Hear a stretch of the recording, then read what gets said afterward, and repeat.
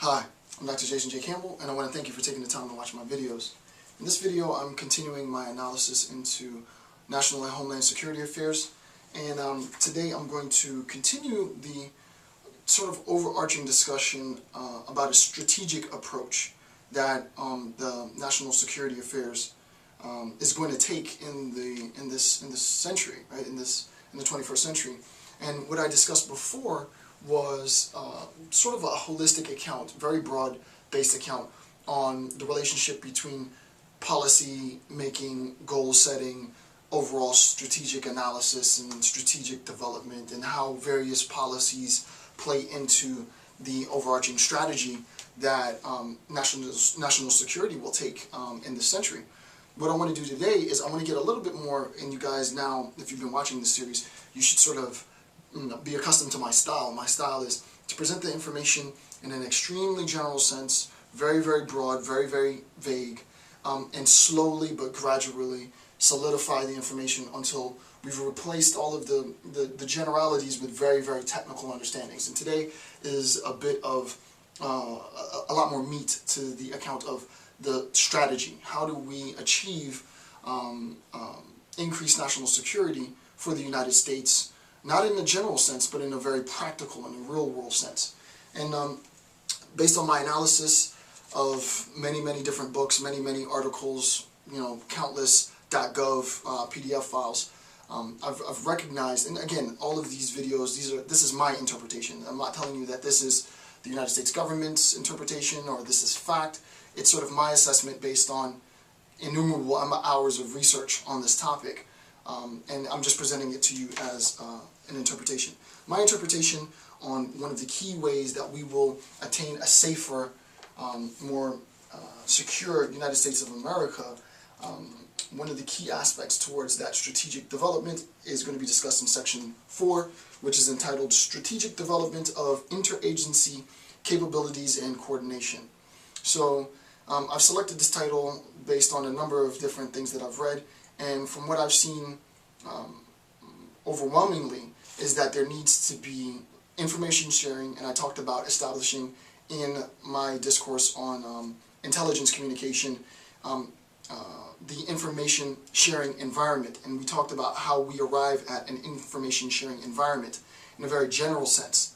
What I'm going to talk about now is I'm going to continue that discussion into the manifestation of the creation of an information sharing environment, which I've already done pretty detailed discussion on already. But today what I'm going to look at is how we arrive at this information sharing environment via intelligence work and so on through interagency cooperation. So you can see now that it's more specific, right? Specifically what I'm going to look at through the next, this video is probably going to take me about an hour and a half minimum to shoot. For the next hour and a half or so, I'm going to be looking at interagency capabilities and coordination, and hopefully it will add to an increased understanding of what we mean by information sharing environment. Alright, so this is national and homeland security, and this is section 4. Section 4.1. S-E-C-T. Okay. Section 4.1. Okay, so again, strategic development of interagency capabilities and coordination. The lecture begins on the top of page 24. 4 impediments to interagency coordination. So prior to us talking about what a thing is, let's first understand what are some of the things that inhibit the very thing that we're trying to understand. If we're trying to, on a very broad base, on a very broad scale, understand the nature of an ISE, right? And we know now from previous lectures, ISE stands for Information Sharing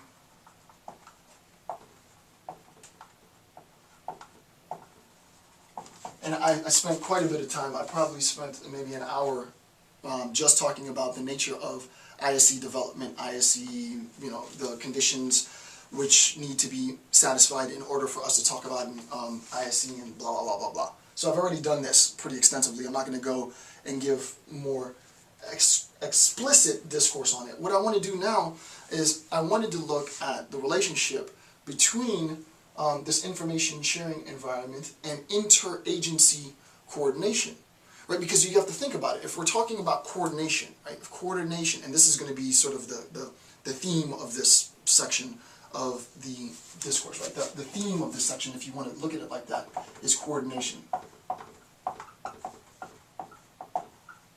Right? If you want to look at the concept of an information sharing environment, then in addition to all the things that I've already said for several hours in this lecture, another aspect, another very, very, very critical component to understanding the nature of an information sharing environment is the idea of coordination. Things need to be coordinated. But it's much, much easier to talk about coordination than it is to actually coordinate something. And on a very, very general level, I'm sure many of you, men and women, played high school or even college sports, right? I ran track and I played soccer, right? You can imagine that as an adult, you want to coach a soccer league, coach a track team, coach a baseball team, coach a football team, a peewee team, or whatever, right? You want to give back to your community, so you go and coach. You understand that insofar as you are a coach, insofar as you, the individual, become the coach, you accept the responsibility that you're charged with coordinating all the little kids. You need to do this, mom of son B, you need to make sure he has this, make sure we have, it's a lot of work, right? A lot of coordination. And insofar as that coordination has been satisfied by two opposing coaches, then you've created the environment for the game.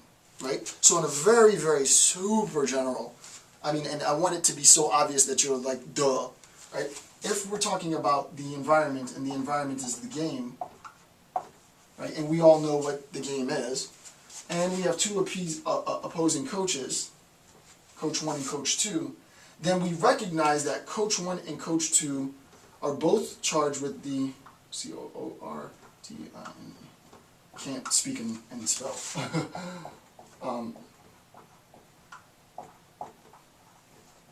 Something I didn't know until just now, right? So Coach 1 and Coach 2 are both charged with coordination, right? Of many, many, many, many, many, many different things. Not just people, but information, blah, blah, blah, blah, blah.